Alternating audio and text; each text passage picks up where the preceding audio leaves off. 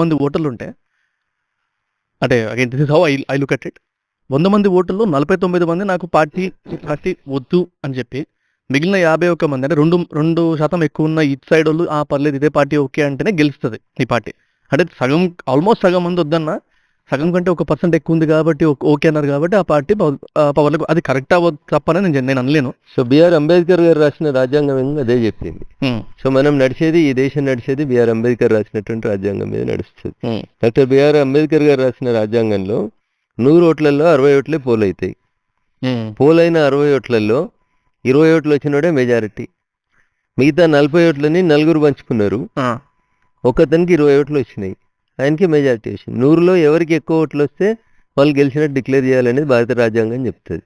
గౌరవనీయులు బిఆర్ అంబేద్కర్ రాసిన రాజ్యాంగాన్ని మనం ఫాలో అవుతా ఉన్నాం.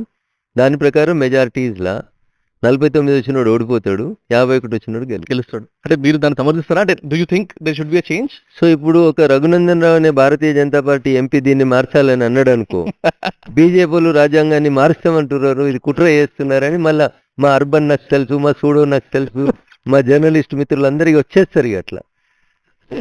అందుకని మార్చాల్సిన సందర్భం వచ్చినప్పుడు తప్పకుండా మారుస్తాం. వీరికి ఈ దేశంలో 120 సార్లు భారత రాజ్యాంగాన్ని మార్చిరు.